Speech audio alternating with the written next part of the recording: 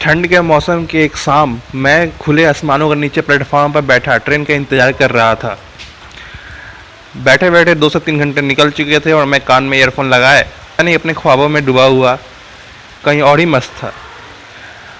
पता ही नहीं चलती वहाँ अचानक से मौसम बदला और जो एकदम उजाला एकदम अंधेरे में चेंज हो गया। चारों तरफ अंधेरा, ऐसा लगता था जैसे कि 4 बजे शाम को रात को 7 बज रहे हों। साथ ही साथ धूल भरी आंधी भी चालू हो गई जो कि बहुत जल्द ख़त्म भी हो गई और फिर तेज़ बारिश।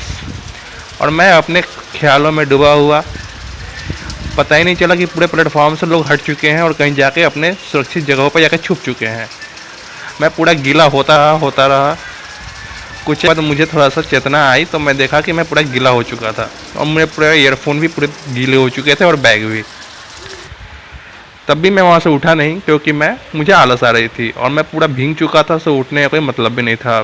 सोचा चलो अच्छा है, थोड़ा सा और अच्छे से ही भीग लो। फिर मुझे ऐसा लगा कि मेरे बाजू में कोई बैठा है। मैं देखा तो वहाँ एक औरत बैठी हुई नज़र आई जो कि घूंघट में थी। उम्र देखने में ज़्यादा कुछ नहीं थी, बस 30 से 35 की वजह से लग रही थी। मैं थोड़ा सा देखा, फिर मैं ये सोच रहा था कि जब मैं यहाँ बैठा था तब तो यहाँ तो कोई था नहीं, मैं अकेला ही बैठा था। फिर ये आई कब? फिर सोचा हो सकता है मैं ईयरफोन में लगा था, हेडफोन लगा के गाने सुन रहा था, तब तक आगे बैठ गई और मुझे पता न चला हो। फिर मैंने सामने की तरफ देखा और फिर 2 सेकंड के बाद जब बाजू में देखा तो फिर वहाँ कोई नहीं था। मैंने अगल बगल नज़र दौड़ाई, वो कहीं भी नज़र नहीं आई। ऐसे ही उस औरत के अचानक से आने और गायब हो जाने से मैं अचंभित होने के साथ साथ डर भी गया था। मैंने वहाँ स्टेशन पे कुछ लोगों से पूछताछ की लेकिन किसी ने कुछ नहीं बताया। कुछ ही देरों के बाद मेरी ट्रेन आई और बहुत से लोग उस ट्रेन पर चढ़े। ट्रेन के चलने के कुछ ही देरों बाद मुझे बगल वाले कंपार्टमेंट से कुछ खानाफूसी की आवाज़ सुनाई दी। उनमें वहाँ बैठे कुछ लोगों में से एक लड़का दूसरे लड़का से ये पूछा कि जो मेरे साथ घटना हुई उसका राज क्या है। तो उस बगल वाले इंसान ने उसको ये बताया कि ये औरत एक बहुत ही गरीब फैमिली की थी। उसके हस्बैंड की मृत्यु आज से 15-16 साल पहले हो गई थी।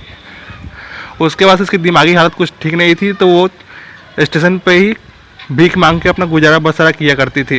अचानक से एक ऐसे ही बहुत तेज़ बारिश हो रही थी और उसके पास ठंड का मौसम था, बहुत तेज़ बारिश हो रही थी और उसके पास कुछ कंबल वम्बल नहीं था और वो इतनी गीली हुई कि उसके बाद से उसकी तबीयत बहुत ख़राब हो गई। वो स्टेशन पे ही तरफ तरफ के अपनी जान छोड़ दी।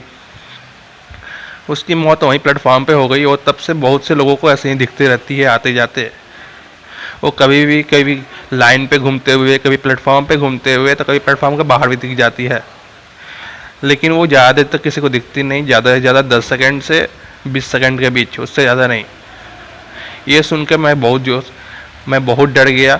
मैं बहुत देर तक सुनता रहा, सोचता रहा उसके बारे में और 2 से 3 दिन तो नींद ही नहीं आई। फिर समय के साथ साथ मैं अपने कामों में बिजी हो गया और फिर मैं उस चीज़ को भूल गया। अब जब भी मैं कभी की ट्रेन पकड़ने के लिए उस स्टेशन पे जाता हूँ तो मुझे वो पुरानी यादें फिर से खड़ी हो जाती है, लेकिन उसके बाद से मुझे आज तक वो फिर से नहीं दिखी। तो ये रही मेरी एक ट्रेन जर्नी की एक्सपीरियंस, जो कि ट्रेन जर्नी शुरू होने से पहले हुई थी और ट्रेन जर्नी ख़त्म होने के 2 से 3 दिन बाद तक रही। धन्यवाद। मिलते हैं ऐसे ही किसी और स्टोरी में अगले वीक।